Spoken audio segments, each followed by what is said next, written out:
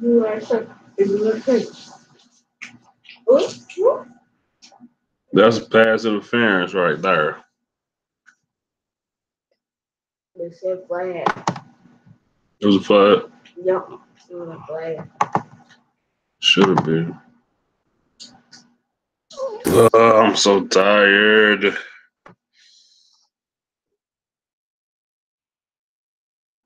Big bro, what's up, Sam? Lena Richards. Hello. Hi, Lena. Hope I pronounced that right.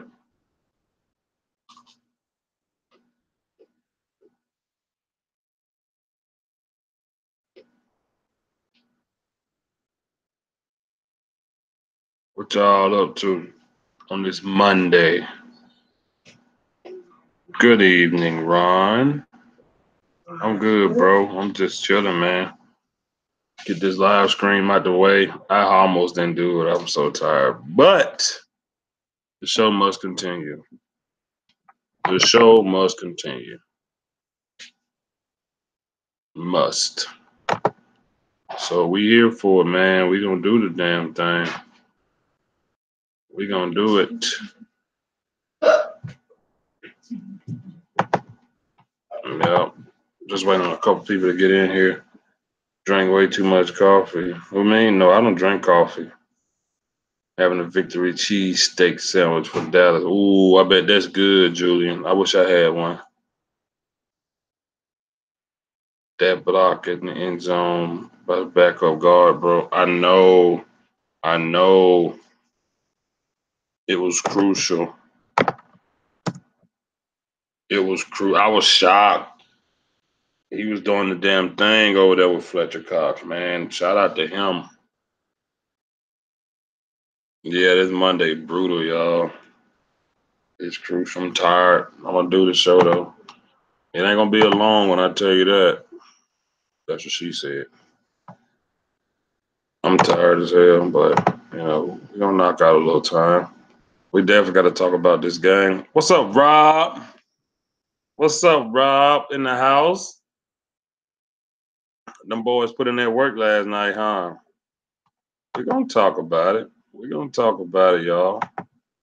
We're definitely gonna talk about it. Mm-hmm. And why getting driven on going to. Yeah, I'm watching it, man. I got it on my TV right now, Jeff. It's crazy. That's crazy. I didn't expect the Giants to be like this. Eli, the Giants ain't got no coach or quarterback. They don't have a coach or a quarterback. Just that simple. Neither. What's up, Mike? Meticulous Detail Podcast. What's going on? Not much here, bro. Just got some food for thought. Dak has 8 more games, winning drives than Carson Wentz, but it's whatever. That's good, man. I hope we can beat them again when we play them in Dallas. We beat them 27. We should definitely beat them in Dallas when they come down there. Do we have ourselves a new left guard? Did you see what he did to Cox in the beginning of the game? Beautiful, laid his ass out. Yeah, Rob, I saw it. It was a little crazy. I couldn't believe that shit. That kid really didn't allow much. Like I think he got beat like once, but man, he didn't get drove. He didn't get drove back in the dag. No, hey man, whoever he is, man, how you pronounce his name? X-ray souffle, Mickey D's. I don't know how to pronounce his name. You can't have the whole thing. I'll do it. I Um, want to give you half. I'm gonna give you half. Did you see LVE? Oh, Mike, yes, I saw LVE, man. I saw LVE definitely. Put it up. LVE was amazing. Hold on. Here. My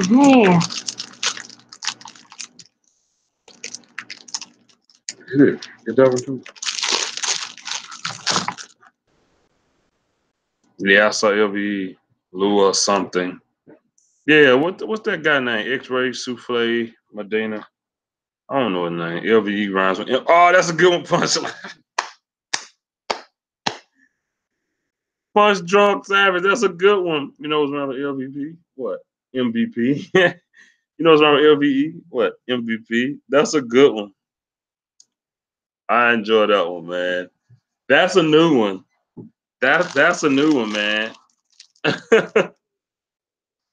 I like that. MVP. That's a goodie.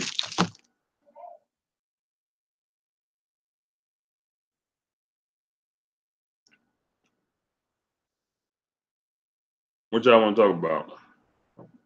I mean, who y'all want to start with?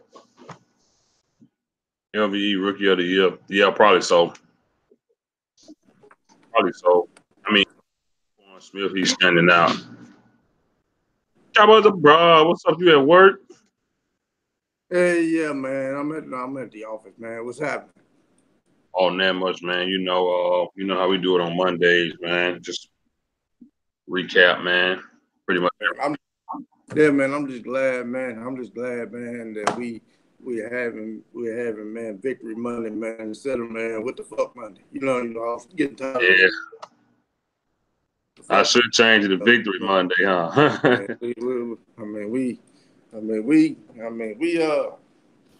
get a little break, man, a little breathing, man. Man, I got a couple of Eagle fans I work with, man. Be talking shit, man. Especially since they got their little pussy ass little ring and shit. They want to. Oh, we the champions. Yeah, y'all ain't got nothing to say now. We got a ring. All that stuff. So Yeah. man, Mike Myers, what's up, man? What's up, Mike? Hey, Mike in the house. Mike Marsh in the house. I am here. What's up, guys? Not much, man. I mean, we beat the Eagles, as you call them, man. Talk to me. I think I'm one of the I think I was literally me and I think Kevo Kevorkian. I think we were the only two fans that really said that we're gonna win it. I called it out 27 to I think I said 27-20, and what was it, 27-21? My point is I was a point off. I had it scoring 27, and so I did a good job on it, man. Yeah, man. I mean, Cowboys Abroad also said Cowboys Abroad said so the same day we lost to Tennessee, Cowboys Abroad said we was gonna come and kick the Eagles' ass. How you see it, Cowboys Abroad? We lose the game we supposed to win, and we win the game we supposed to lose. That's it, man. I mean, that's it, man. It's one of those things, man. Every time you turn your back on the Cowboys, you think, man, we're down and out. I mean, shit. That's one thing I can say about our team, man. We resilient, man. We fight. When we're down on our ass and our backs against the wall, man, we don't like to be embarrassed like that. We fight back. Yeah. I mean, it was a beauty, man. And in the end, it was a beauty seeing our defense get that final stop. And the Eagles had to take that walk of shame down the tunnel with that trash ass fan base they got that always talking that crazy shit. You know what I'm saying? Man. Respectful, man. Hey, man, the beauty, man, was seeing Ezekiel Elliott, man, hurl over their ass, man. And, I just put up that damn photo of Ezekiel Elliott going over their ass on a motherfucking hurdle. Yeah, man. That was crazy. That was crazy, man. That was crazy. What'd you think about Dak Prescott last night, Mike? Okay, well, real quick, I'm South of Heaven 88, by the way. I just typed in chat, so everybody can subscribe me if they wish. If they don't, that's fine. I did a leaked video. I mean, I actually went to work. I rewatched the whole game today. I left out, all our wide receiver stuff, but I got the Zeke hurdle. I got the Jeff Heath fake punt, the LVE interception. I got the holding plays that weren't called. I did a great job on the video, so come on over and watch that. As far as Dak Prescott, no turnovers. I know he had that one that bounced, and he did it bounced right into him again, and he did the Romo play and ran around, and at least he's smart enough to know to throw the ball away instead of running out of bounds there with it. As good as Dak Prescott was, he was bad. And what I mean is, on our first drive to get to 3 points, we had Zeke open to the left. And if that ball's thrown clearly, Zeke's going to boom. If you don't score there, we are really set up to get a touchdown there easily. Dak missed Beasley on that shout out to the shootout to the right, where Zeke Beasley was going to run out of bounds. We put 27 in on offense as wide receiver running back. Dak missed him again with a little dump off. I think it was a little screen that we did to Zeke to the left side, but we had Michael Gallup gone. That was a big play that Dak missed there. And then the two bombs to Amari Cooper, miss and a miss. But we're talking about he only had 10 incompletions the whole game. I like the fact that me and Abroad called it. We both called it. How are we going to win this game? We need Dak running and moving around. And when we do that, it opens everything else up. And it was overall, like I said, I can point out the good that Dak did. And like I said, I just called out the bad stuff he did. But, I forgot about the pick six play. That the double coverage there, and it's only going to get us probably 3 to 5 extra yards. We had the fullback sitting right there. Maybe it's only a 1 yard gain, but the bottom line is the fullback is wide open, and he throws in the double coverage there. Could have been a pick six. Could have got the game ugly. So Dak is kind of like he zeroes in on I'm going here, or I'm going here, or I'm going here, and he won't look at the rest of the field. He's still got a lot of learning to do. And instead of calling out Dak Prescott again, we could call out Kellen Moore or whoever. You know what I mean? Kellen Moore's the quarterback coach. Is there other people we should be pointing at too? I don't know. But Dak's still got a lot of learning to do, and hopefully he'll watch a lot of the game footage and pick it up and grow and learn and get better. Okay. Yeah. I'm with you. Great assessment. He did bad, but he did good. He got to correct the bad. If that can correct the bad things that he do, man, could you imagine the yards he would have had last night? As many players that we had open, that would be a 400-yard quarterback. Dak would have threw for almost 400 yards that night if he hadn't overthrown Gallup and Beasley and Cooper. He'd have had close to 400 yards, at least 350, 360. Like he those are things he got to correct. And I hope he do, because like I say, I still stand my ground. I still think we need another quarterback, but he's here right now, and I want him to win.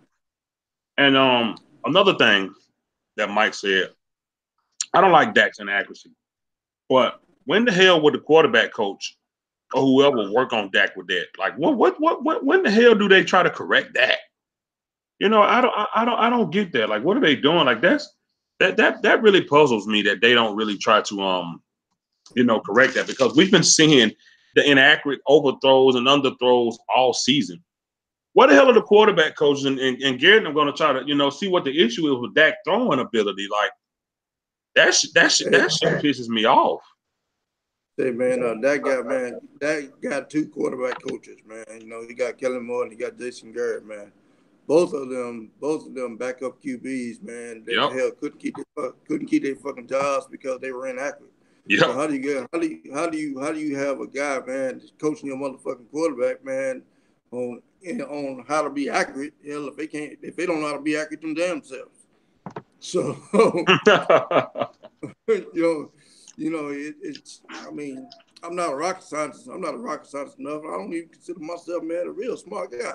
I mean, but damn, if you can't figure out how to fucking get accurate your damn self, how the hell you gonna coach anybody else? Right, Space Cowboy, how you doing, brother? How we doing, guys? Oh man, how was it in that lab, bro? First of all, how was the energy in that building? Okay, so it went up and down. I could tell you that. So, so early on in the game, it was kind of like, okay, it's a close game. After the interception, fans were really pissed off. They're like, hey, we need to bench Dak. Not bench Dak. We need to bench Carson. Blah blah blah blah. I'm like, okay, whatever. Then after the touchdown at halftime, everyone was just livid. Like, it was like quiet. Like, everyone was complaining, blah blah blah blah blah blah. Then as the game kind of got close, the energy kind of came back, but every time the Cowboys responded, the crowd would just shut up. And that's what I'm talking about. Yeah, so like as I was there, it was just up and down. But every time Dallas responded, like the crowd was quiet, especially at the end of the game. Like they were done. Like they were like whatever, because people were leaving after that fourth down, conversion that was messed up or they missed. Everyone started leaving. So the energy was kind of just you know dead. So people really started leaving the building? Yes, people started leaving the game like about like a minute before the game ended. Wow. Mm-hmm. Wow. So that's crazy, man. That's Mm-hmm. were there any rowdy fans around you, or everybody pretty much calm? No, actually, they were really nice people, which I know Eagle fans, but like no, they were pretty cool people. They weren't like being assholes or anything. Like, Right. yeah, I'm sure if they would have won after the game, you would have got harassed. So yeah, on Facebook, I even on my channel, I took a picture next to the casket. I saw it. But no, it was either. Were you gonna ask me something else? Like, I guess you're asking me how it was. It was fun. I mean, like, it's better when we win and all the Eagles fans are drunk and pissed off. But, but it was fun.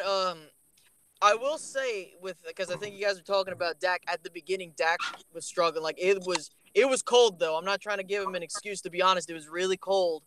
So it kind of was hard to grab onto like like you couldn't really have a grasp of things because it was so cold. But I mean, you should be able to, be able to do better in that situation. But at first he did struggle. A lot of the fans, especially after that missed opportunity with the pick six that kind of killed him too. Because they were hoping that would have turned the tide, but luckily it didn't. But Dak, as the game went on, Dak did get better. He did struggle to start off, but either way, he did come back and he did his job. So, yeah. Dallas Cowboy football news. What's going on, you guys? Dallas Cowboy football news. Fifth quarter Cowboys. Thank you for having me in Space Cowboys 17. The misery that you explained from Eagle fans is music to my ears. Hey, Robert, what's going on, man? What's up, y'all? Just at work. Excuse the echo. I'm at work. I had to call in. Yeah. That's what's up, man. We a day off the game, man. How you feeling now? Offensive line, I give them an A+ because Colombo and Hudson Hawk, they did a 180-degree turnaround on this offensive line. Dak needs to stop thinking, get rid of the ball. Yeah. And we could beat Atlanta and the Redskins. I'm with you on that, brother. I'm with you on that. Let me ask you this, Robert. Once again, man, man, it's so tough. Was last night a testament of what this team can be when we are coached well, or when the players just execute right? I think if you notice this year, whenever Jason Gary and Scott Linehan, their pants is on fire, no, their rear is on fire, that's when they call their best game plan, especially Scott Linehan, because he'll get fired before Jason Gary will. That's when he called his best game plan. That's when he'll have Dak to roll out, run the ball, throw long. But in other times, they conservative. It seems like that he don't trust Dak to make the accurate throws. And then again, look at the quarterback coach. And that's enough said. Right. Football news. Have you given the game a second watch, or you haven't done it yet? Oh no, I'm going to talk about the football game, bud. Okay. Last night, was that a testament of what the players can do when they execute, or was it a testament that the coach can actually coach when they want to? Well, on your pregame, one of the questions was, is the pressure on the offense or the defense? Right. And I said this pressure was on the coaching staff. Yeah, you did. And it showed. I mean, it showed. I mean, the first drive of the game, Cowboys had let me look at my notes here. 10 drives, and 10 drives, five in each half. And the first drive, it was a sack. It was a predictable run, and then it was an overthrow, right? And then Leighton Vander Esch, the Cowboys punt. Leighton Vander Esch gets the interception. They run. They throw to Cooper on the first down. They run. Dak runs. That's when Zach Martin got hurt. And then they throw another ball to Cooper for another first down. It sets them up in the red zone. And then if you look right here, what they did in the red zone, they threw incomplete. The ball was thrown behind. They ran the ball, and the ball was incomplete, and no one was around when Dak threw that. I think Mari Cooper was recovered, and Dak kind of like threw it away. They kick a field goal. Right. When Leighton Vander Esch gives you interceptions like he did, and he sets you up in awesome field position. I mean, it was just 1, 2, 3, 4, 5 plays, and they were in the red zone. You gotta score. You gotta score touchdowns, Cowboys. Yeah. And then the defense did a really good job there. And then on the third drive, it was almost intercepted, like what Space Cowboys said. And then it was a dump off to Zeke, Amari Cooper for a first down. And then you started seeing these coaches starting to get, this is the third drive of the game, and they're lining up to go 4th and 1 to go for it, but Swaim has a false start, and then they have to punt. So out the gate, just the third drive of the football game, they were trying to be aggressive with it. And it just shows testimony of the Dallas Cowboy coaches read the reports coming out about Abraham Lincoln Riley coming to save the day.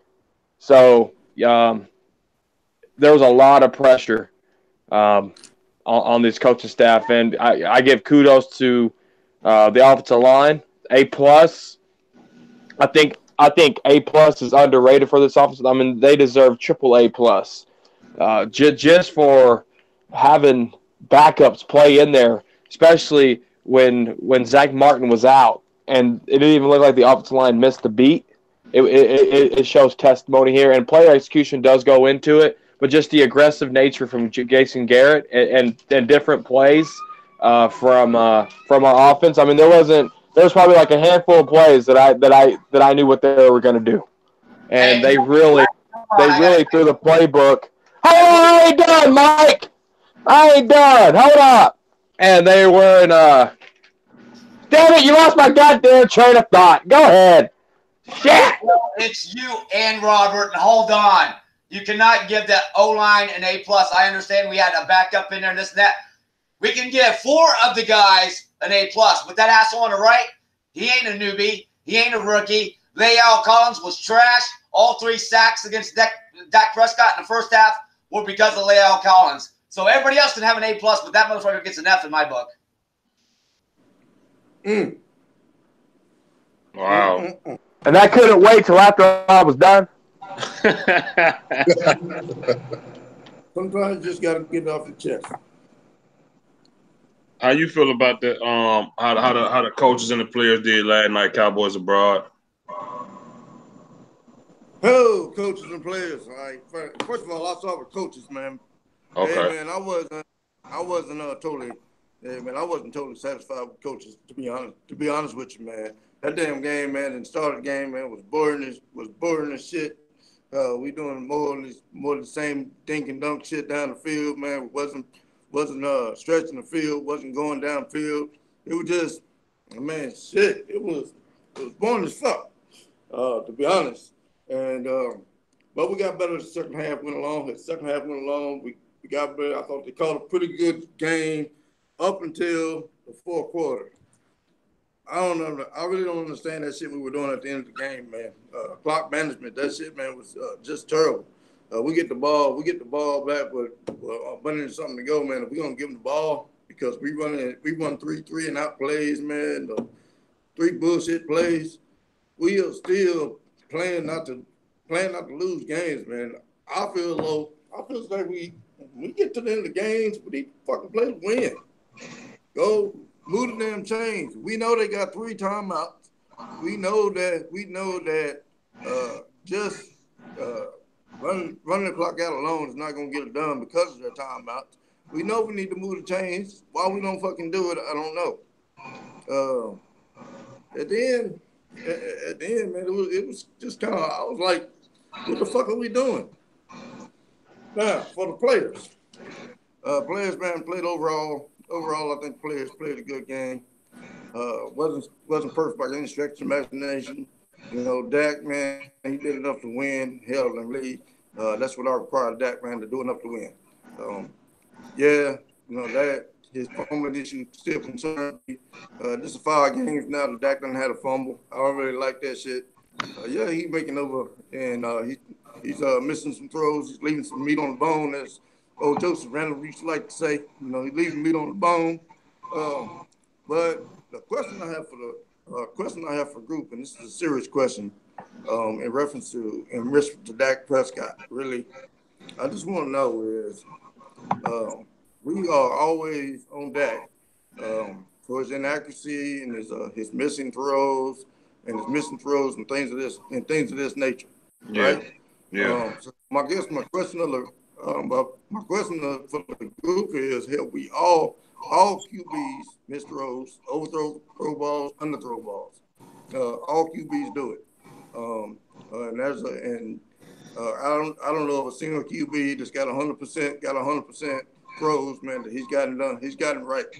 So I guess what my question is how much allowance, man, do we have for Dak, man, and just average QB play compared to, hey, he just fucking up. At what point in time do we just say, man, hey, man, that's just the way the game. That's just the way the game goes. That's part of the package deal. Compared to, hey, man, this is unacceptable. Because the reality of it is, man, you can't expect a QB to have a damn perfectly wrong game. So how much are we willing? How much are we willing to live with that? That's kind of my question for the group. Overall, I think the damn players, offensive line, did a nice job. I'm with Mike and Lionel Collins.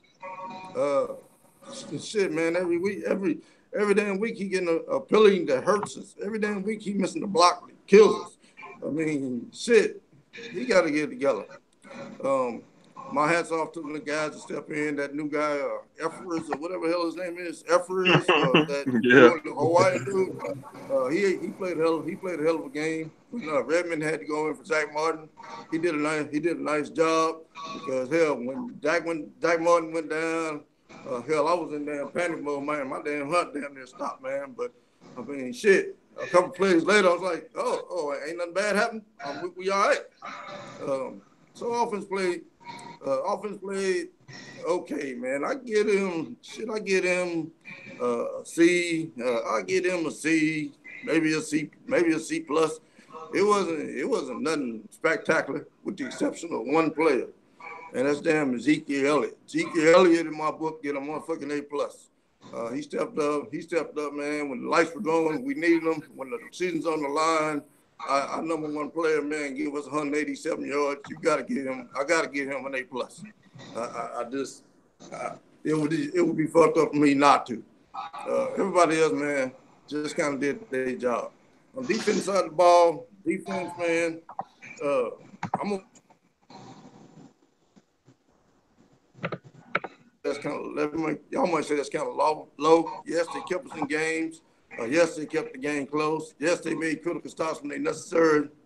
I mean, but damn, man, they had some blown coverages. They had some blown coverages, leaving guys wide open, letting them guys stretch the field, letting them stretch the field on us, missing their damn assignments, and letting the deep pass, and letting them get off on the deep pass. Defense, man, they were far from perfect. Um, they were far from perfect in my mind. I get them damn B minus, and they need to clean up the fucking tackling too. The only one on the damn defense seems to be able to fucking tackle is LVE. Now LVE defense A plus.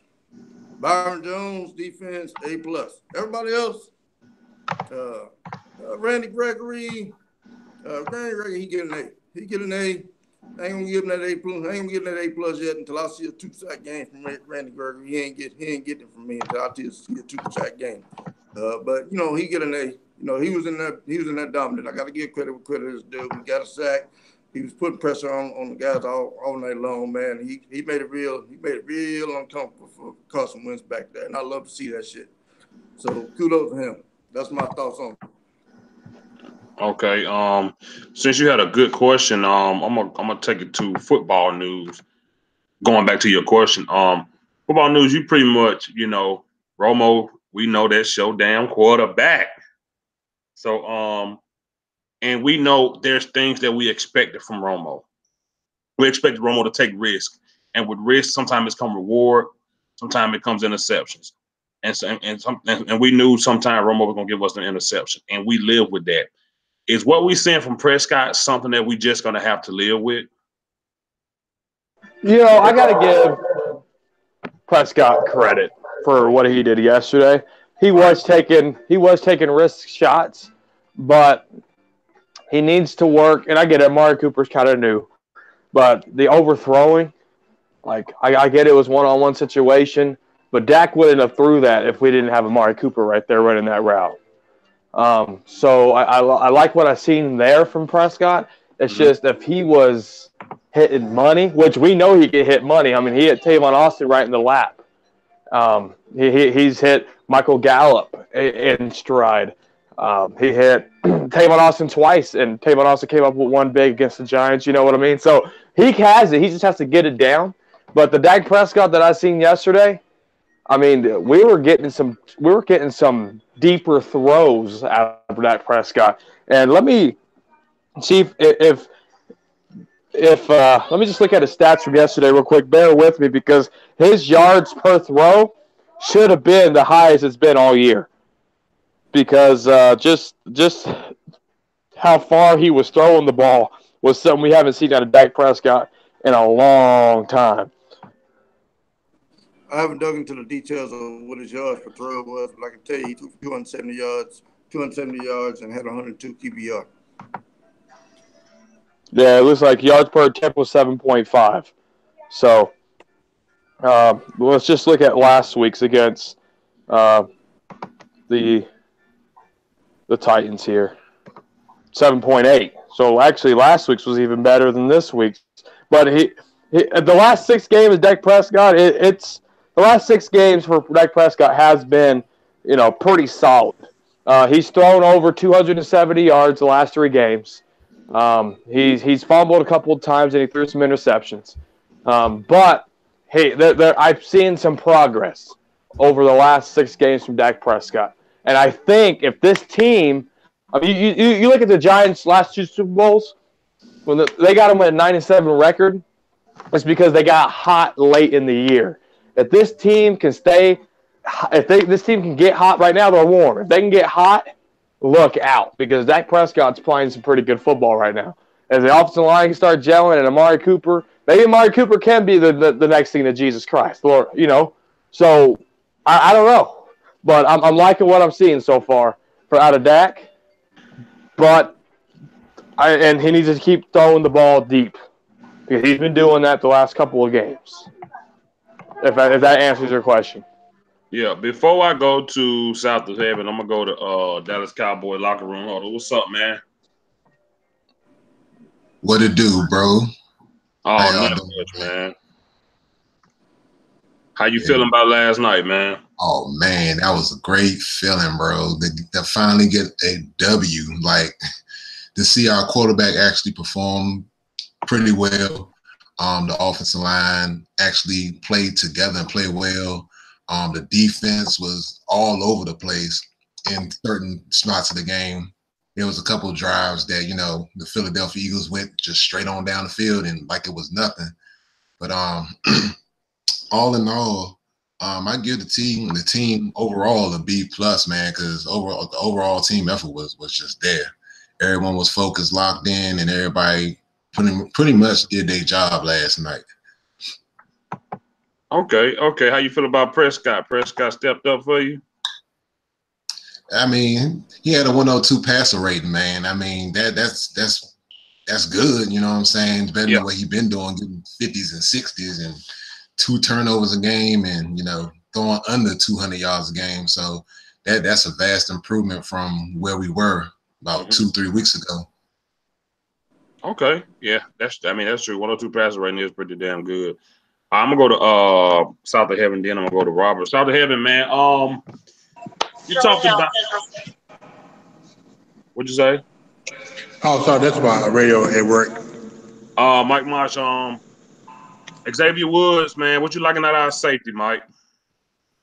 Yeah, like I said, I made a great video on South of Heaven 88, my main channel, and I've even got that play where I think it was Alshon Jeffries right there. The touchdown is right there, and it just Xavier Woods. I mean Darren Woodson. I mean Bill Bates. No, I mean Xavier Woods just laid his ass out, hit him so hard that ball came flying out.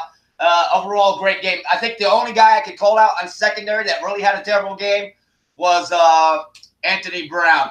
Other than that, Xavier Chidubi Awozie, he knew how Tate ate him up the Lions game, so he went out there on fire last night and had a great job. But yeah, Xavier really looked great last night, man. I liked what I seen out there. LVE, Mike. LVE. Oh, we know Ridley who? Ridley who? Here's the thing.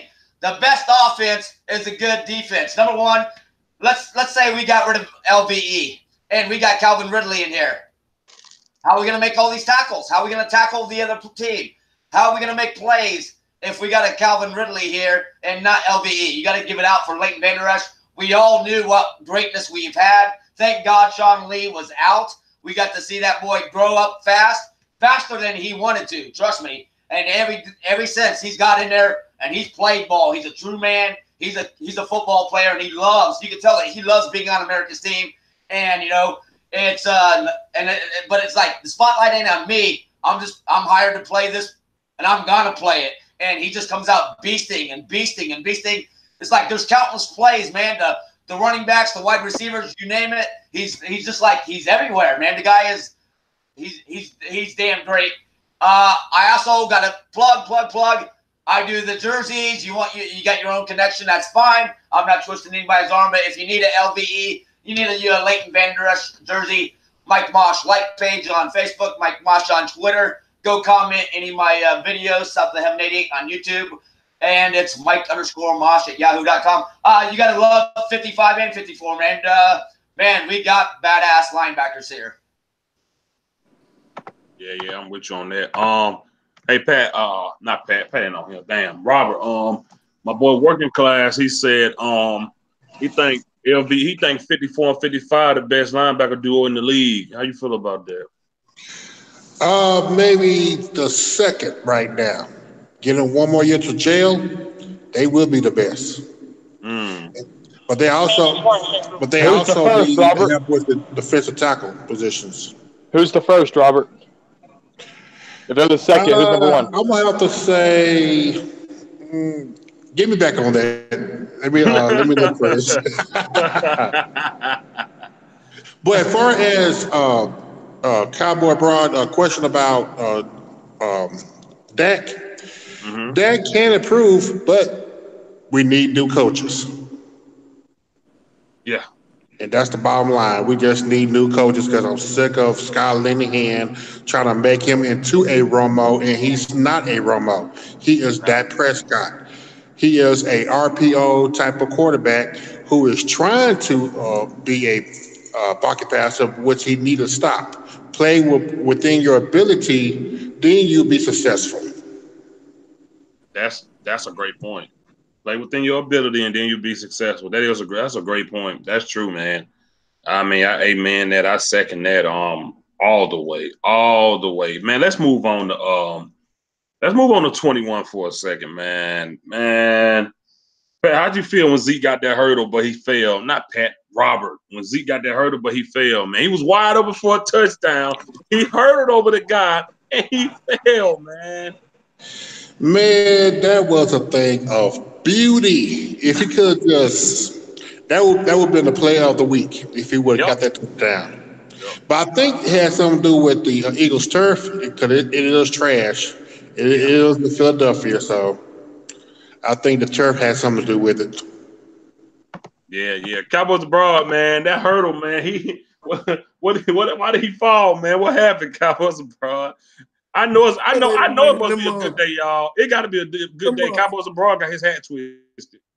Hey man, them fucking Eagles cheating out there, man. They got a ghost out there, man. They had 12 damn field. Hell out there tackling Zeke. Wasn't no fucking body out there, man. That was that damn Eagles ghost. They got on their damn field. Hell, they had 12 people out there and they still couldn't fucking beat us. Hell, 13 if you count the fucking refs. They didn't give us not a goddamn penalty at all. But anyway, hey man, I love seeing that shit, man. I like seeing Zeke do stuff like that because that means he's in a zone. That means he's in the zone. He's got in that groove. You know, once you get Zeke in that groove in that zone, man, hell, Zeke is down there unstoppable. You know, you just got to get him, man. He get that game focused. It's over. It's a wrap. And what happens? He put up over 150 yards rushing on your ass. That's what's happening. I can watch that over and over again. Him going over that dude.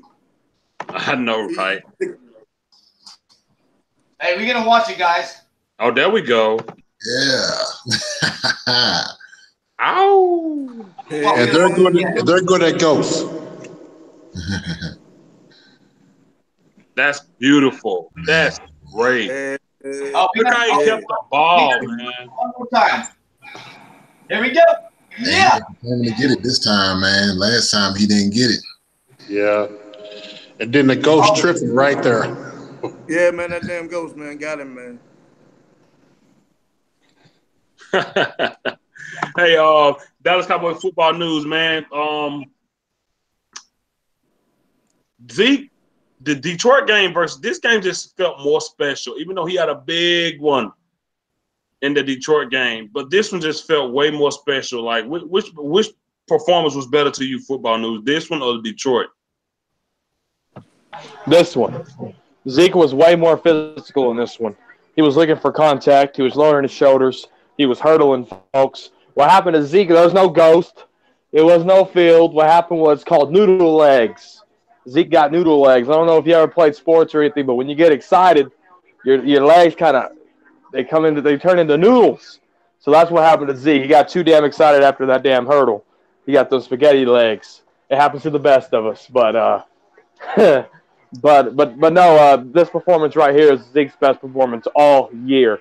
Just from the ability of check blocking, from picking up blitzes, from getting out into space, from scoring touch. I mean, Zeke had back-to-back touchdowns on 2 consecutive drives. So this was a Zeke game of the year right here. Okay. Yeah, I'm with you on that one. I'm definitely with you on that one. Man, Dallas Cowboys locker room, bro. If Dak would have hit them receivers with all them overthrows and stuff, man, we looking at some crazy numbers last night, right? Yep, because he missed Gallup. He missed Gallup on one. Damn, what was that other one? Matter of fact, he hit Gallup twice. The second one, when he got tackled out of bounds, that should have been an inbound play. I don't know what happened with the mechanics on that play. Maybe his foot was shifting in the wrong direction and something, I don't know. But I know the ball just was just sailing. Mm-hmm. And for some reason, Dak Prescott does that. I don't know if it's just his release on the ball or if it's his motion. But he lets the ball get away from him a little bit. But those 10 incompletions, I mean, some of those plays, like the bootleg that he ran into Bennett, I'm like, I don't know why he didn't audible it out and try to go in another direction. Then, of course, Collins and Zeke, they both left him on the wing by himself with no blocking, no nothing. So he just came right on through and blasting him. But Prescott, he still got to work on some of the mechanics, man. But it goes to Kellen Moore, Linehan, and Garrett. Garrett is a quarterback, or was with a Hall of Fame quarterback, so he should have some type of intellect and know how to work with him with the mechanics and things like that. But dude, lazy, man. He ain't trying to do that. That's true. That's true. That's what I said. That's the same shit I said. I said, Gary just look at this as a job. Whether they win or lose, only thing he need to do is come out there and be a coach. That's how Gary looks at this shit. It's clear as day, man. He does nothing, man. He does nothing, literally.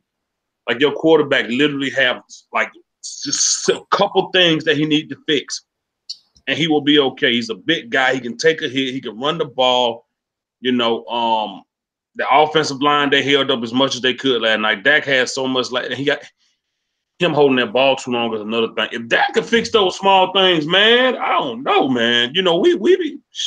I'd definitely be talking about giving him that contract then if he could fix those things, you know. But overall, you know, I gotta say, man, Leighton Vander Esch, man, him and Jalen Smith, dude. Jalen Smith stopping that damn fourth down pass, man. That fourth down run, man. Them guys ain't no joke out there. Those two guys are something different without. I mean, Sean Lee, man, look, man. Need Sean Lee.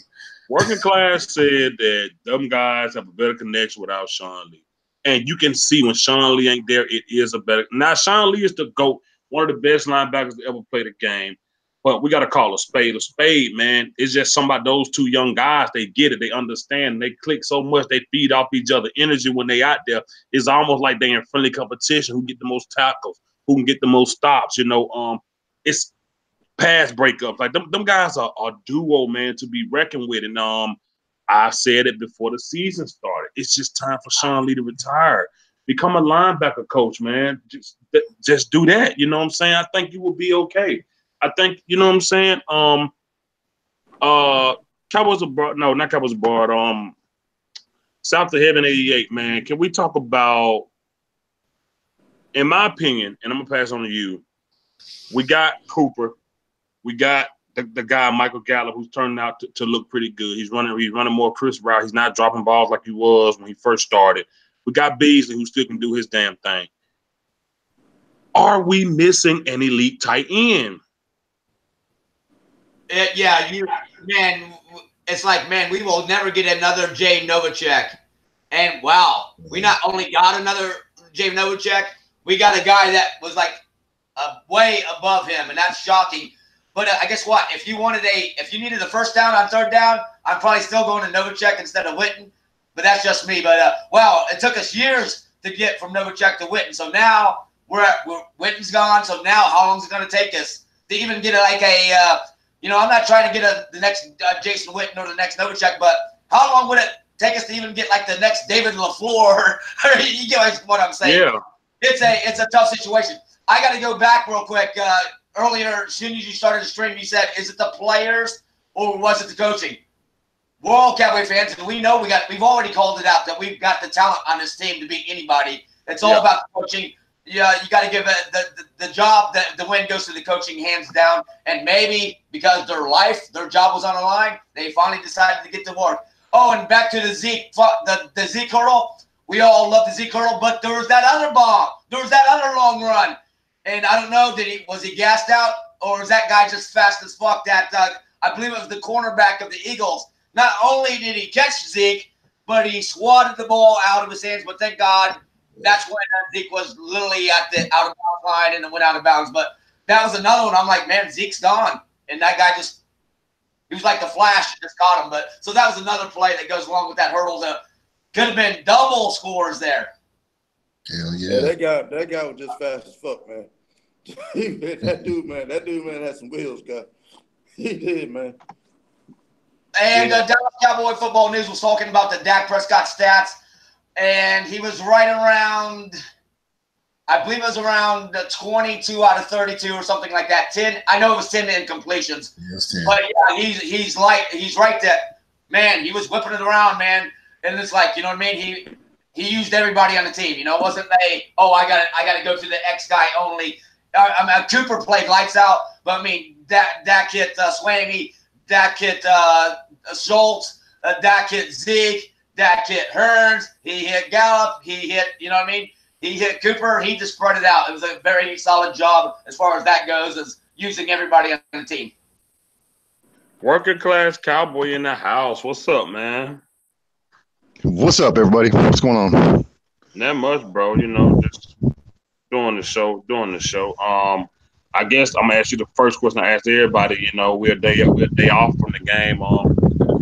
After the game, how you feeling today, man? I'm I'm feeling good, man. You know, I woke up this morning thinking, you know, man, I need to enjoy this victory. So that's what I've been doing all day, is just enjoying it. I'm not sweating the issues that this team still has. I'm not worried about next Sunday yet. I'm just enjoying the victory, man. Yeah. So let's talk about your boy, man, Flying Dutchman, man. I already got these guys' opinion on it. You know, shouted you out for saying him and Sean Lee are the best linebacker duo in the league. Robert said he think they the second best, but he couldn't give a who the first best was. So LVE impresses us more and more every week, man. Do you think this kid got a chance to win Rookie of the Year if he keeps playing like this? Yeah, I think he's in a real strong. He's definitely in consideration. That's for damn sure. If he keeps playing the way he's playing, I think he should be, get defensive rookie of the year. And everything that comes with that. Yeah, I mean, he's playing lights out. So yeah, definitely. I can't think of any. There's a couple other defensive rookies that are playing pretty well. During James is one comes to mind. So, so he's got some competition out there. But if he keeps playing the way he's playing, he definitely needs to be a candidate. Wow. Dallas Cowboys football news. We talked about this one time, but I got to bring it up again because this is the full review. Brett Maher. Football news. Are you worried, or will this pass? Has he lost his confidence? I mean, just tell me how you feel, man. Well, you look at kickers, right? And when it comes to confidence, if he would have barely missed that field goal, I'm like, okay, maybe he just was overthinking it.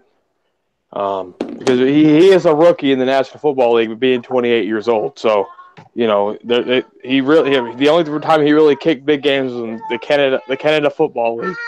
So there is a lot of pressure on him, especially being a kicker for the Dallas Cowboys, trying to fill the shoes Dan Bailey did for many years as the Dallas Cowboys. So, but that kick that he missed, dude, that was way right. And that snap was great. Chris Jones held the ball nice. And I don't know what the hell. I don't know if he was kicking to Mexico or what. Kicking to Canada. I don't know. But, I'm a little iffy. I can't. After making 16 in a row, I was like, shit. He went from like the best kicker to like the 10th kicker in the National Football League in a matter of 3 weeks. So there is cause of concern there. And if the game's on the line and he's trying to kick the game winner, I won't be able to watch it because I just won't. I don't want to break a TV this year. Cowboys abroad, man. Brett Maher. You think he lost his confidence? He gonna lose his fucking job. He keep missing fucking shit. I can tell you that. Man, we don't play that shit. We don't play that shit down in Texas. Man, confidence is, man. It's really hard. It's really hard to say, man. Really hard to say, but it seems with kickers, man. Once they start missing kicks, they keep missing kicks. It's one of those things. As long as they're on the road, they good. When they start missing kicks, they normally keep missing kicks. But I said it before, man, about the situation, and I say it again. We didn't pay for a damn consistent kicker. We took the cheap way out, man, and that comes with some acceptances, man, that you're gonna get by about 80-90%, man, of accuracy. And, that's what you anticipate on a reasonable number, man, of what you're gonna get, and you hope for 100%. You hope for that. I mean, but in reality, man, you can't expect 100% accuracy, man, if you're not paying the millions of dollars, man, that the Justin Tuckers and the Dan Baileys of the world get. Yeah. So, is it a big concern? No, but do I have my own it? You damn right, because it's not the kicks that he's missing, man. It's where he's missing the damn kickers from. It's inside the 40. He missing kicks. Exactly. He missing kicks inside the 40, man. Inside the 40 yards, you shouldn't have to worry about a damn professional kicker missing kicks. So we'll see how that pans out. But Jason Garrett, Jason Garrett, one thing I can say, he ain't afraid, man, to go out, man, to get him another damn kick if he need to. So. Yeah. Locker room huddle, man. How you feel about Brett Maher, man? Man, everything going to the right for him, man. Ain't nothing going to the left, ain't nothing in the middle. It's just everything going to the right. The last like maybe 4 kicks that he kicked everything to the right, I was like, dude, you about to miss. Like it'd be like this damn close. Man, he tripping though. But I did want to say 2 things though that I did notice during the game. Oh, go ahead, man. Go ahead. One was the Philadelphia coach Doug Peterson. His play card was like this big, and Linehan's was about like this big. And another thing, they didn't show Jason Garrett clapping. He actually had like a still face, like he wasn't even playing yesterday. Like he wanted to punch somebody in the damn face if anyone said anything about him clapping yesterday. I don't even think he was chewing no gum. I'm like, man, he focused today. So I guess I didn't see no clapping, gum chewing. He just was staring. He was just staring at the game. You know, man. He be lying, man. He heard the damn reports, man. He about to be fired. He heard that shit. He knows his ass is on the line. You can tell. One, he had a serious face, but other than that, Jason Garrett, man, he's been different, man. When you listen to his interviews and shit, he's been critical of Dak and been critical of other folks, man, inside that he ain't normally used to doing. He's usually, hey, we good. Hey, we gonna look at the film, all this shit. He's been putting the business out on the street. He knows his ass on his way out. So that's probably why his thing got real serious now, because he knows it's down to him and Dak. That's it. Yeah. Wow. Yeah, that's a little crazy. Hey, Space Cowboy 17, you back? Yes, I am. Sorry about that, guys. Had to take care of something. Oh, no problem, man. Let me ask you this, Space Cowboy. Cowboys brought up a good point. You know, you grew up in the pretty much the Romo era, so yeah. And like I said, we knew what came with Romo was taking big chances. Sometimes rewards, sometimes it wasn't. And you know, we expected interceptions from Romo, and we knew we had to live with that. But we knew we also had an upside to Romo. So my question is, which kind of question Cowboys abroad presented earlier, are the things we see from Dak, the overthrows and the running in the fumbles and sacks, I mean, are those things that we just got to live with and hope that he can pull it out in the end? Most likely, I think that when you look at it, every quarterback is going to have their strengths and flaws. It's just a matter of how much can they improve upon their weaknesses to make them strengths sometimes, or and I think with Dak, listen, a lot of people that I know of during the Romo era, they would criticize him for being too pass happy. Like the team was too pass happy. We were throwing the ball too many times. Therefore, you would see a higher amount of touchdowns and interceptions. I'm not saying that, he's a stat pattern, by no means. Obviously, that's how the offense works. So he was doing what he was given. With Dak, there's going to be good and bad qualities with every single quarterback. And I think that we some of the overthrows you're going to have to live with. I mean, it's just hard because, it's not the easiest thing to get a franchise quarterback. You look at regardless if you think Dak's the guy or not, I mean, he's solid, and they'll make that determination most likely after this year. They're probably going to extend him. Think about it. The Cowboys have had an undrafted free agent and is probably going to be a 4th-round quarterback, be your franchise quarterbacks, And I think that even though they were taken even though they went where they went, that doesn't matter. I mean, obviously we have to take it with what it is. And you look at a guy like Carson Wentz. Carson Wentz has his weaknesses and his strengths. Philly has to live with what he has to do. And I think that ultimately we have a guy in Dak Prescott that you're not going to get these ridiculous stat lines from, but he's willing to lead. He can win you games. It's just he's not going to do the most ridiculous stat lines. He has his own way of winning. He doesn't turn the ball over as much, statistically speaking.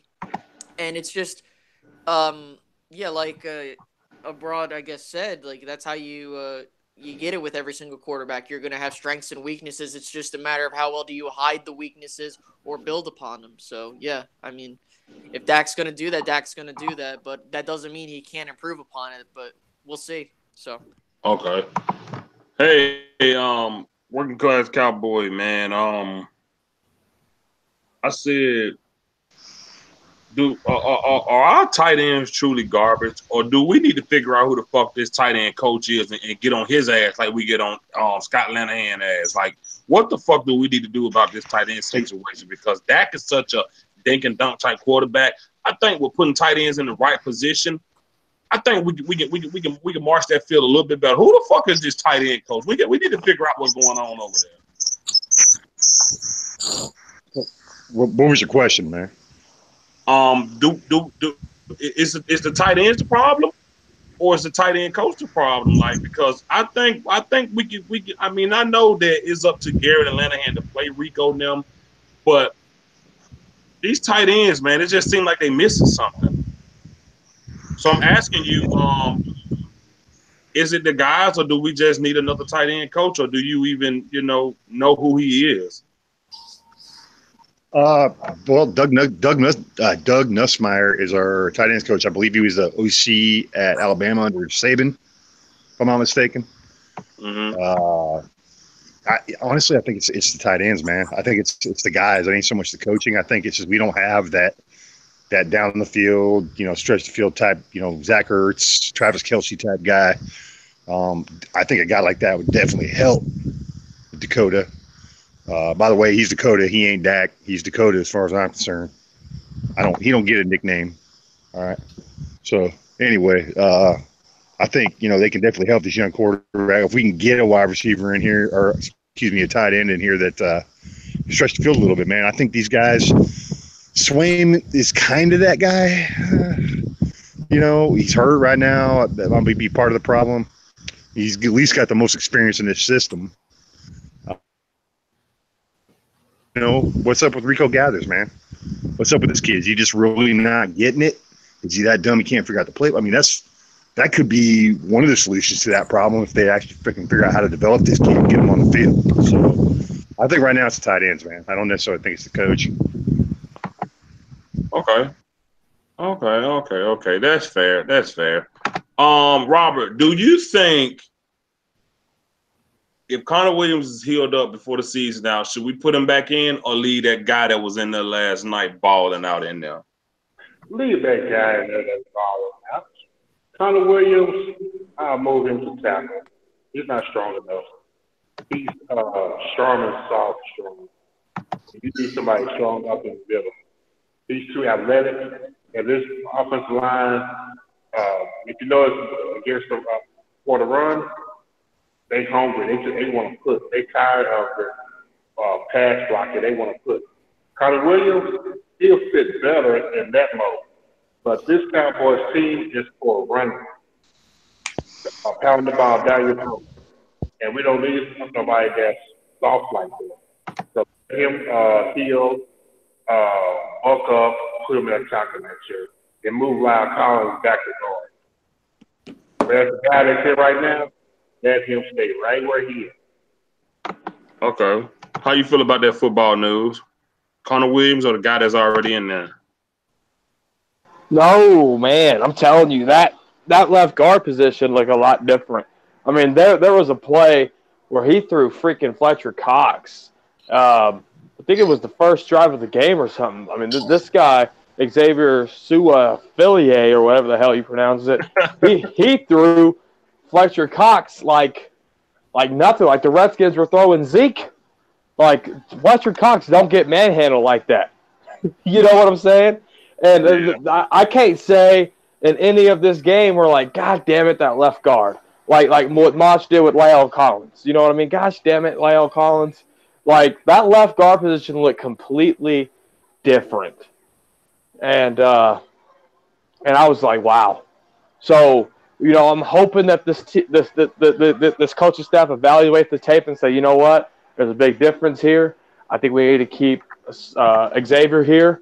and let Lyle Collins learn, or no, excuse me, let Connor Williams learn from tape and then execute it on the field, on the practice field, and just like use how they did Cooper, Ronald Leary, stuff like that, just that fill in position there. And then if you want to move on from Tyron Smith or something like that, maybe Connor Williams makes that transition to left tackle or something. But I say keep Xavier Woods there because the offensive line just Xavier Woods. Or excuse me, Xavier Su'a-Fula-Tue, or whatever the fuck his name is. And just put him there because that guy's a traditional guard. You could tell the way he played. He was manhandling people. He has like 15 more pounds on Connor Williams. Yeah. And so, woo! Boy, that offensive line looked different. There you go. Oh no, this CFN might not be just far off, man. Xavier Woods couldn't do much worse than Connor Williams. Hell, anybody can get blocked. Hey, locker room holder, man. How you felt about my man Xavier in that guard position, man? Oh man, he was 76 was killing. I can't say his name, but 76. I noticed him when Cowboy News said when he pancaked the shit out of Fletcher Cox. I was like, oh hell yeah, keep him in this motherfucker. Like he had me amped up, like for real. I'm like, okay, run Zeke behind that. I want to see what he can do going downfield. You know what I'm saying? Do some pitches, do some screens. Let's see what he can do. But yeah, he got me excited, man. Connor Williams and Lyle Collins, they need to do something with them and switch them around. Put Williams in his natural position, put Lyle Collins back in his natural position. I think that will select that's what happened with our boy Byron Jones. They moved him from safety to cornerback. He plays more better at cornerback than he did at safety. You see, he's more aggressive, he's more confident being in his natural position. So players to their skill set is key, man. It's big. Yeah, I mean, good point. Stop him. How you felt about 76 last night, man? Did he play good? Oh man, I gotta start all over. First of all, let's talk about Brock Maher. He's got videos on YouTube kicking 65-yarders. He can kick, but guess what? Those 65-yarders he's making, he ain't got the 80, 90, 100,000 people. He ain't got the lights, the crowd noise, the cameras. Guess what? That was it. Dan Bailey's gone. We can talk about Dan Bailey all we want, but Dan Bailey's been in a lot of Sunday night games, Monday night games. So Maher, I think he kind of froze up a little bit. Unless there's like some 10, 20, 30 mile per hour winds going that way. Because even that first field goal he made, man, I mean, he kicked it to here and it ended up, we barely got that first field goal. So, and then that other one, it was way off to the right. So I don't know if there was a wind situation there, but he needs to go. I don't know. Do we need to put a blindfold on him and some earplugs and be like, bro, just act like you're out in the field when no one's around, just boom. And you also said, is it the tight ends or is it the coaches? You seem this ain't the Jay Novacek era. This ain't the Jason Witten era no more. And guess what we did? That ain't our game plan no more. So we really don't have the guys that can make those plays. So guess what? Use the weapons we have. And we used Allen Hurns. And we used Cooper, and we used Gallup, and we used Beasley. Man, we got some great wide receivers there. We just got to have the right plays called, and they called all the right plays. I'm the asshole that was happy Connor Williams got injured. Sorry, guys. Sorry. But the bottom line is that's that Jerry Jones shit. Oh, I drafted you, so I must play you. My boy, Greg Ellis, 98, not 97, but my boy, Greg Ellis, 98, dominating player on our team. Oh, sorry, Greg, you got to go. Why? Because I drafted Anthony Spencer. Fuck you. You played a better player. Bottom line, Connor Williams should have. I said he probably should have been benched week 3. He was just playing like shit. Maybe he's out of position. He's definitely out of weight. Not strong enough. Whatever. Go up the X, the new X, Xavier. What is that? Philo, whatever. But I know we could talk the X because his name starts with Xavier. Wow. And I was worried about the O-line for a second. And me and Simus talked, and he's like, man, watch out for this guy. He's a big boy. He's gonna do way better. And wow, and Welcome back, Pro Bowler Tyron Smith. Holy shit. Is he 100% now? Boy, that's the first time all season, guys, that we've seen our Pro Bowler back. 77 Tyron Smith fucking owned Fletcher Cox, kicked his ass. It was great to see him back. Hey, Cowboys abroad. Cowboys abroad, man. Talk about Xavier Fuller, whatever his name is, and Lyle Collins. What you like from that guard last night, and what we got to do with Lyle Collins, man? Hey, man, I liked it, man. Hey, that dude, man, Xavier, whatever the hell his name is, I can't say his name, man. I have a hard time, man, saying my own damn name, let alone somebody else. But he played a damn good job, man. He did a damn good job, man. Hell, I was just in the game. I didn't have to worry about the damn. I didn't have to worry about the damn line. I didn't have to worry about the line, and you know, it was a working change. It was a working change. We need to leave that kid in there. We need to leave that kid in there, man. Connor Williams, man, he need to get a damn all you can eat. Go to the all you can eat buffet, and don't stop. You know, don't come out of that bitch until it closes. You know, from now until next season. You know, because he need more weight. You know, he's not big enough man to play that position. He gets pushed around. You know, Exactly. he can't handle the damn power rushes. You know, he just I'm not saying he ain't a good player. He's a good player. He's a good player, and he's gonna have it. He needs more size, man, and he ain't really ready this year. You know, and so until he get ready, we need to take him out of the lineup. Take him out of the lineup, man, and leave that new kid in there. Xavier in there. As well as the other guy, man, that was competing for the spot. Redmond, man, did a good job, man. When he had to step in for Zach Martin, he did a nice job. He did. He really did. He did. Well, Lyle Collins, man, he continued to make mistakes, man. He need mistakes he shouldn't be making at this level of his career. You know, hell, he 33 years in, man. He ain't no damn rookie. He shouldn't. Some of this shit I'll take from Connor because he a rookie. He do what rookies do. Rookies make mistakes, but this is Lyle Collins' third year in. He need to clean that shit up, man, and find him a new home. That's how I'm feeling. That's how I'm feeling about it right about now. But he is what we got at the time. So moving him back to positions, changing his position. I think it's a good idea. I just don't think it's a good idea right now. I'm not really a fan, man, of making damn changes like that or major changes like that, man, unless there's an injury or something that makes us. But I'm not a fan of making changes like that to a position in the middle of a season. And not in the middle of a season. Now, you asked me that, man, at the end of the season, man, should we change him back during the off season? Yeah, give a guy some time, man, to work and develop and get back used to playing that position and study and prepare himself for going back to that position. Fine, but I don't like really making knee-jerk changes, man, to the lineup mid-season unless injuries make. That's my thoughts on the matter. Okay. Football news. How you feel about Lyle Collins, man? I mean, it's almost like Lyle Collins and Dak Prescott are in the same body because 1 minute you'll get good play, the next minute you get terrible play.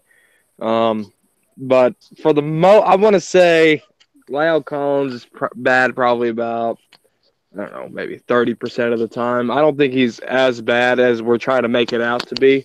I think that technique-wise, I think he's trying to get out of that Paul Alexander thing still because players learn different. And Lyle Collins, when he first got to that right tackle, he was a little slower learning that. Last year, I mean, he went up against some of the best and won a lot. So I think I'll give him one more week under Mark Colombo and see how he responds, you know, next week against the Atlanta Falcons. And then we'll just go from there. But I don't think he's playing as bad as we're trying to make it out to be. Oh yeah, I mean, for me, I'm not trying to make it out to be bad. I'm just talking about what we see. Like, well, even if it's 30% bad, I'm talking about that 30%. I'm not trying to say he's just pure shit. I'm just talking about the you know, what you consider 30% of what we're seeing.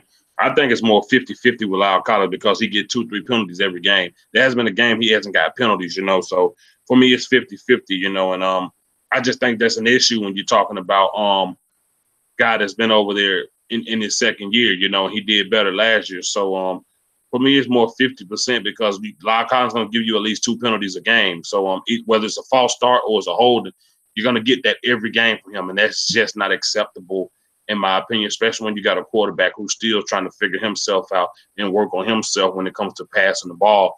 So for me, it's just a 50-50 thing, and I need to see I need to see Lyle Collins get better, or they just gonna have to find somebody else to put over there. Did Lyle Collins get a penalty yesterday? Yes, he did. He got a false start. Oh no, that wasn't 71. That was Jeff Swaim. They called the wrong number on that. That's right. You're right. You're absolutely right. That was Jeff Swaim. Pardon me. They did switch. No. They called it on 71, but Jeff Swaim did it too. But they called it on 71. But it was Jeff Swaim and the other. Yeah. It was both of them, but not 71, but both tight ends. Yeah. Hey, working class cowboy, talk about your boy 38 Snub, man. I mean, he show out every now and then, man, but he messes up a lot, man. How you think he did last night? Hey man, it's 38 Snub, dude. You know what I mean? I don't know how many games this guy has to save for us before people stop, riding his ass about not being an elite safety and not being able to cover. The dude just makes plays, man. But in order to get those plays out of him, you have to take the good with the bad. I mean, just like with Lyle Collins, just like with freaking Connor Williams, just like with any rookie, a young player, you have to take the good with the bad. You have to deal with the growing pains. And I think some of not necessarily with Jeff Heath, man, but when you have a player that doesn't necessarily, can't necessarily play his given position or the position that they put him at to an elite level, but you can expect him to make at least 1 or 2 fucking plays a game. And a lot of times when Jeff Heath makes plays, man, he's saving a game for us. Ask Derek Carr about that. Good point. Good point, man. Good damn point. Hey, Space Cowboy 17, you there, bro? No. Oh, okay. Anyway, man, 49, man. Olawale, man. What's up, man? What we doing with Olawale, man? Get him out of here. What we doing, man? Okay. I will say Olawale had some decent blocks, but to be honest with you, it's kind of like we're just having a fullback for the sake of having a fullback at this point. Yep. And I can clearly see it. It's like, okay, guys, you know what? And I understand, you might have formations, but you can run, you can use tight ends for those formations as well. So I think that, definitely after this season, you're probably going to have to move on from the fullback position. Well, I understand, its purpose, but based on how the Cowboys have been playing, let's be honest here, the fullback position, it hasn't been our, we needed that, not to be disrespectful to the guy, but it's just yeah, he's just been blocking. That's it. And, tight ends can do it. We saw Schultz do it in the preseason. I know it's preseason, but still, your tight ends can do it. So it's whatever. Okay. That's Cowboy football news. I'm bringing this question to you because of, the criticism you had of this guy when we first got him. Is there room for Tavon now when he come back?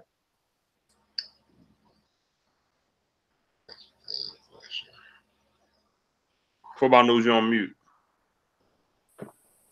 What was the question? I said I'm bringing this question to you because you were critical of this guy when we first got him, but now that we got Amari Cooper and Michael Gallup is starting to do his thing and they're getting Beasley involved, is there room for Tavon, or will they even have anything for him if he comes back? Oh no, I made the comment on the round table with Lance Lenore and Noah Brown coming in here too. Yeah, we didn't see a lot of Noah Brown, Lance Lenore, but I don't see any room for Tavon Austin. I really don't. and it's not anything bad. Well, I take that back. Cole Beasley need to get the fuck off of punt returns. Yeah. Yeah, there is room for Tavon Austin. I forget. I thought I was just focused on the wide receiving core, but yeah, we need to get Cole Beasley the fuck off of punt returns. Okay. DJ. What's up, bro? That's a good I point gotta right there. point That's a good something out point right because there. I had a buddy of mine I just 100% inform me. co-sign. Go ahead. Oh, wait, what's up? Hey, go ahead. No, I'm sorry. I thought someone was trying to talk or whatever. Okay. 2 weeks, right, into us having Amari Cooper. You want to know how better we are at third down conversions? We went from 31.9%, that was 29th in the league, to 48.1%, that is 9th in the league. And the league average is 39.8. And I understand it's 2 games, but the fact of the matter is we're starting to see, like, maybe this was a good trade. Again, time will tell. But I just wanted to point that out real quick because I thought that was pretty interesting seeing that. Yeah, that's dope. That's dope. I mean, hey man, my honest opinion, Amari Cooper, he can run routes like hell. He can really run routes. I don't know if somebody was joking, but they said he literally hurt somebody because He ran did. a route. I saw that. What happened was he literally got open twice, and on the second time he got open, he made a Darby tore his ACL. Holy I saw shit. that play live, and I was like, oh, wow. That's big. That's big, man. That's crazy. Hey, locker room huddle, man. What? How the hell we bring Noah Brown back, who been gone this whole year, and Rico been here forever, and Noah Brown already get more play time than this man? What the hell? I don't know, man. I guess it's the playbook. Maybe Rico still ain't got a lot of the formations and plays down. Some of the blocking schemes that they want him to do, maybe not, up to par with all that stuff.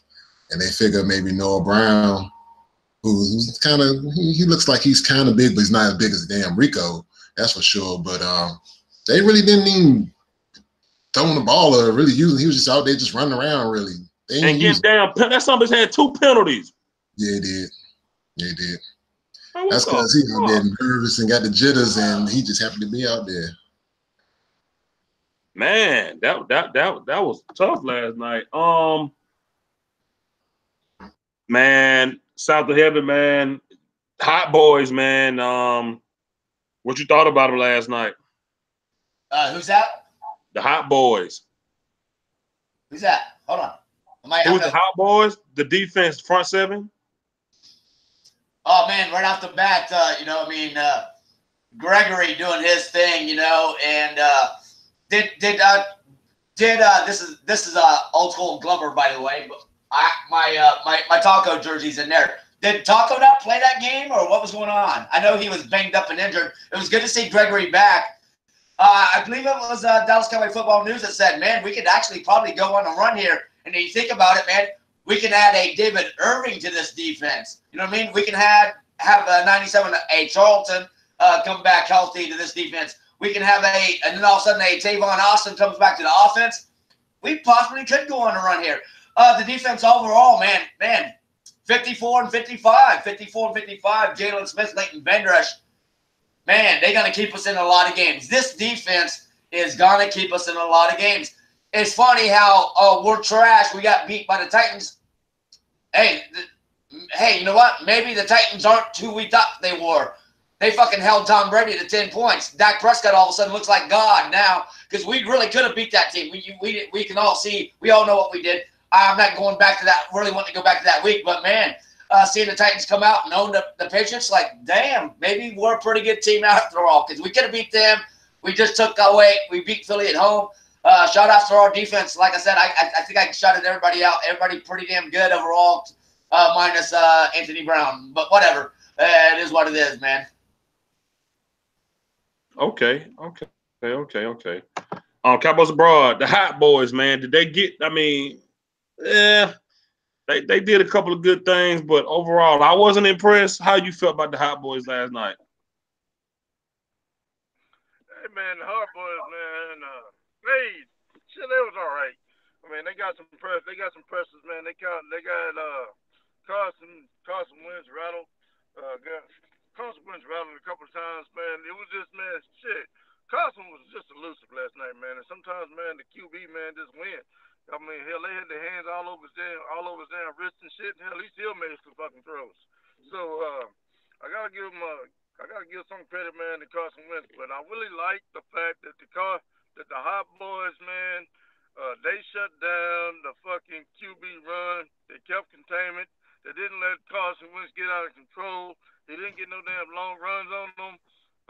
They rushed with discipline. So Hot Boys, my book, man. Hey man, I'm good with Hot Boys' performances last night, man. I'm happy with them. Okay, Robert, how you felt about the front seven, the Hot Boys, the Marcus Lawrence, and all those guys last night? Best position on the whole team. You got at least 3 Pro Bowls on this team this year, including both LVE and Smith. Okay. Working class, how you felt about the Hot Boys last night, man? Hey, honestly, man, I want to see more consistency. And what I mean is, I saw, D-Law getting double and triple teamed last night at some point. In some points of the game, man, that dude, it was double, sometimes triple team. Okay, so why ain't other guys getting home more often? Yeah. Because that means there's a lot of one-on-one blocks going on. Okay, if you got 2, maybe 3 guys trying to block one dude, radically advantageous for you, concern. Randy Gregory, yeah, he shows flashes. That was a hell of a rush. He's long, and the goddamn long arms he's got, you can't get away from him. And he's a lot stronger than he used to be, so he's coming on. But man, if you're one-on-one all the time, you should be beating these guys. Tyrone Crawford, come on, Tyrone. You know what I mean? But here's the thing, man. Okay, with our D line, a lot of what you don't see is affecting the game, man. That's the pressures. Like y'all were talking about, y'all were talking about, who was it before me was talking about, the pressures, man. I mean, Carson Wentz was not comfortable in the pocket at all. He had guys hanging all over him. I mean, hell, they were snatched. They even grabbed his damn wristband. That one, he almost got his arm. He made that damn throw down the field. And the dude snatched his strong kid. You know what I mean? Like you said, sometimes the quarterback just wins. This quarterback just beats you. You know what I mean? It just happens. But all in all, man, good. I mean, those guys are high motor. They got after him the entire game. It didn't seem like they were, and part of it was they weren't on the goddamn field for the whole game. So, that helped out because they were rested. They'd come out and get after him. Plus, Philly had to pass because they were behind. You know what I mean? So that helps us too. So, liking what I'm seeing. If D-Law ain't a candidate for Defensive Player of the Year, I don't know. I mean, some people say he needs to get more sacks before you can consider him a candidate for that. But I'm telling you, man, he plays the run almost as well as any defensive end in the league. And, so all in all, man, I'm liking what I'm seeing, man. We got a real strong front seven. And of course, we've talked ad nauseum about, we need to come up with a name for them too, like the damn Wonder Twins or something, Van Der Esch and freaking Jalen Smith. Call them the damn Wonder Twins or something. I don't know. But anyway, 54 and 55, they, man, the combination of them, D-Law. Hey, man, one guy we're not talking about at all, and I want to give a shout out to is Antoine Woods, man. That kid, he's a damn. I saw 99 busting through. He was working that center over, man. He ain't getting home all the time, but he's putting a lot of pressure. You got a one tech that can get up the field like that and create pressure, right, and make that pocket a little smaller. Then, man, there ain't no reason why your DN shouldn't be freaking wreaking havoc.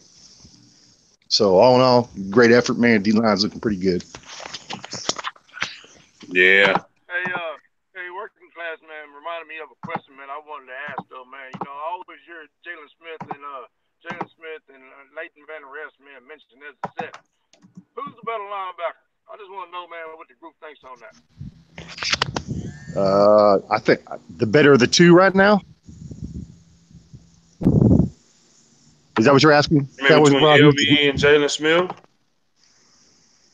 Yeah. Yeah. Okay.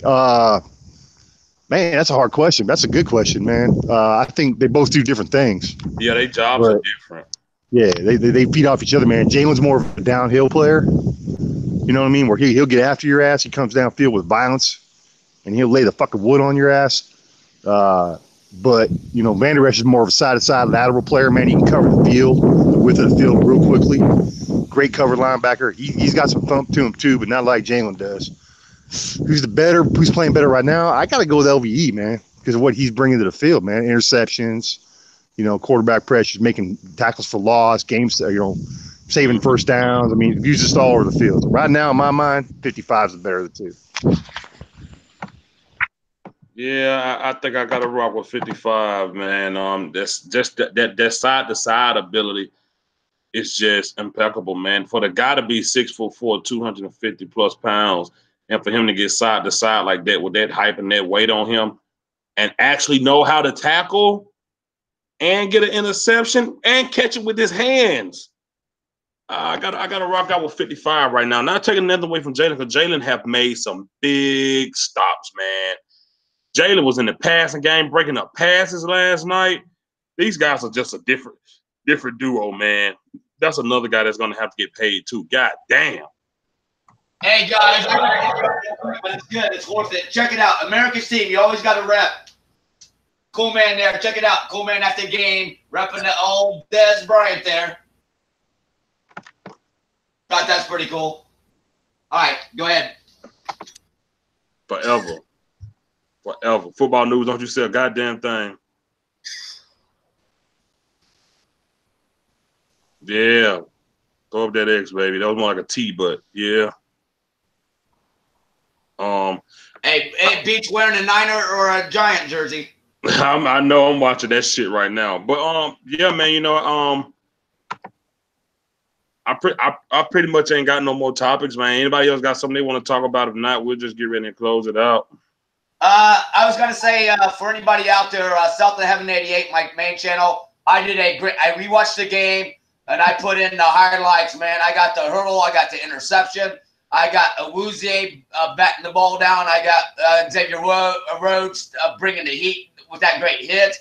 I got the Jeff Heath fake punt for the first down. I got the Zeke hurdle. Everything's over there. You guys want to see some of the best highlights? I really did a lot of work on it. South of Heaven 88. Come on over. That's all I got to say pretty much, I believe.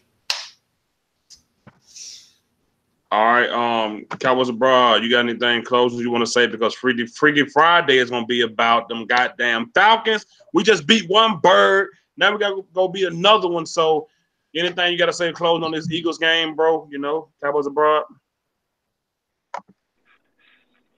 Oh man, fuck it, man. I'm just glad we won, man. We kicked the fucking Eagles ass. Hell, I can't wait, man, to get to them 30 birds ass, kick their ass too. You know, man, I'm so motherfucking happy. I ain't got to hear no shit from nobody. This week I can breathe in peace. Hey, man, Cowboy fans, every damn week or every other week, man, we've been taking shit because our team been losing. So I say, man, as Cowboy Nation, we just need to enjoy the victory, enjoy the good times, man. That's, you know, when they come. And I'm gonna take mine. I suggest you take yours. Man, I'm putting out content, man. On a pretty regular basis these days, man. You can find me at Cowboys Abroad, man, on YouTube and Twitter. Okay. Dallas Cowboys football news closing on this Eagles game, bro. Final statement, man. We done with this after tonight. Eagle fans, man, my views are down, my comment section's down, and I am glad it is down because last year my Eagle videos, they got about 30,000 views, and it was all fucking Eagle fans running their goddamn hole. And I will settle for low views, and I'll settle for low comments, so I don't gotta hear shit from y'all sorry ass, worthless ass fans. Thank you, Dallas Cowboys, for laying the smackdown on their candy asses. Dallas Cowboy Football News on YouTube, Dallas Cowboy Football News on Facebook, DCF News1 on Twitter. And if you're man enough to talk X's and O's, slide in my DM like a hoe. Hey. Dallas Cowboy locker room huddle, man. You know, final thoughts on this game, bro. You know what I'm saying? Just let me know what you got. Man, like Cowboys abroad said, man, I'm just happy we got a win. We ain't got to hear nobody talking no shit. These damn Eagle fans can shut the hell up. All them other dudes like Lord Brunson and Philly 500, all them crazy motherfuckers, they all quiet. They ain't got nothing to put out today. They ain't got nothing to put out but eating crow. And I love every minute of that shit. Only thing else I got to say, man, is just everyone tune in, check out my channels, check out all of these guys' channels. Everyone on fantastic content. And let's go Cowboys. Yeah, man. Thank you for coming on, brother. Thank you, man. Hey man, what's your channel, dog? Dallas Cowboys Locker Room Huddle. I subscribed to your channel, I think Saturday it was. Come on, Cowboys abroad, you slipping. Checking you guys out. I apologize. I'm going to go ahead and check you out, too. I don't think I've ever watched one of your videos, so I'm going to go check you out, too. I apologize. It's all good, man. Hey, man. The best thing about Dallas Cowboy Locker Room Huddle is when we play the Redskins, he brings in Uncle Randy. That's good, old school TTC, classic fun stuff, and it's exciting as hell. He does a great job on it. He'll be back. He definitely gonna be back because he got some shit to talk about this damn game that we lost. So, hey, Huddle, man, go ahead and chat and type so people can see your name and pop you. Yeah, put your channel in the chat on Space Cowboy 17. Closing thoughts on the Eagles game, bro, and give them your channel. Yeah, man, it was one of the. I don't want to say it was the best game I've been to. I've been to 3 Eagles and Cowboys games. The Cowboys have won every single time I've been to Lincoln Financial Field, which is awesome. This was one of the better games. Well, they were all good games because they all ended in W's. But you know, I just loved how the team was clicking. You know, you had what's his face, Xavier, Hawaiian Punch. I don't know. I don't know. But whatever, Xavier, however you pronounce his last name, listed number 76, did a great job stepping in for Connor Williams. You know, Redmond, you know, he stepped in really well as well when Zach Martin was out. And I think that Mark Colombo so far doing a great job. You can see that, you know, whatever's working in practice is working on the field. But then again, we're going to see some more games, you know. Like you mentioned, DJ, you know, it's bird hunting season. We just took out some Eagles. Now we got to take out some Falcons. You know, we got to down a certain someone that wanted to give up on our team and jump on a bandwagon, but I'm not going to name that. But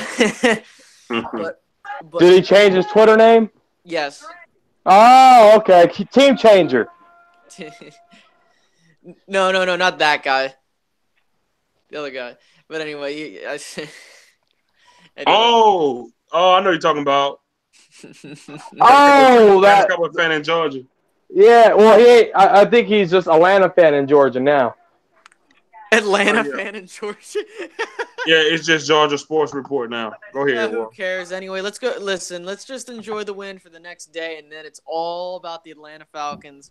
I think that we got a tough game coming up. If we can get that win, and maybe Washington slips up and things fall into place. Hey, guys, we're in the same situation we were in a couple weeks ago with Washington. Winner takes first place, so.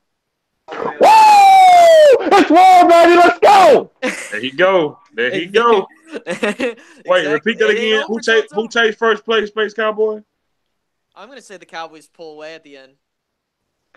Woo! And if you don't know, now you know. Man, let's Space Cowboy talk. No, but hey, man, we got plenty of season to play. But hey, you know what? If you guys don't know where to find me, you can find me at Space Cowboy 17 on YouTube, Space Cowboy 17 on Twitter. And yeah, guys, let's enjoy the win, and then let's get ready to go bird hunting again. So. Dirty birds, baby. Y'all know about Jamal Anderson back in the day. That's early 2000. Y'all might be too young for know who Jamal Anderson was with the Falcons. Working class cowboy, man. Final thoughts on the game and your YouTube channel. Hey, listen up, boys. I am cleaning my goddamn shotgun right now. I got hair on my dick. I ain't no goddamn boy. Oh right, my listen, God. hey, listen up, man. Hey, I didn't need to know about your dick, but that's all right. Anyway, like I was saying, but listen, man, I got my fucking shotgun out. I'm cleaning the bitch out. I'm getting my reloads. I'm fucking loading up some shells. Boy, we're gonna go bird hunting this week. Yes, sir. All right, Yes, let's do sir. this shit, One man. bird Hey, down, one listen, bird to man. go. Listen, man. All right, listen, man. All right, that's for you, Dallas Cowboys football. Man, I don't want you to fucking go to sleep crying tonight. All right. But no, listen. If we beat these damn Dirty Birds this weekend in convincing fashion, like we just did this past Sunday, okay, I'm gonna start believing in this team again, man. Because I want to. I want to believe in this team, y'all.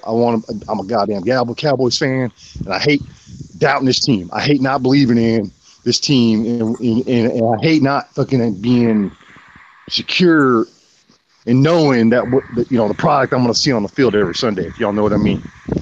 You know, I hate that feeling of, I don't know how they're gonna play this week. You know, we go out and we whip them fucking Falcons in their house and start stacking some wins, and we are gonna fucking win this goddamn division. All right, you hear me? NFC East champions. We're gonna fucking go to the goddamn playoffs and hopefully make some noise. But first, let's beat the Dirty Birds, y'all. I'm Working Class Cowboys. You can find me here on YouTube. You know, I'm just a real fan. I like talking about the Cowboys. You know, I ain't got all the fancy freaking intros and music and all that stuff. I just like to run my mouth. So if you want to come listen to some guy, run his mouth about, shit, he probably has no idea what he's talking about anyway. And hey, come over and check me out. All right, y'all take care. Have a great night. Go Cowboys. Woo! I was just about to ask for one.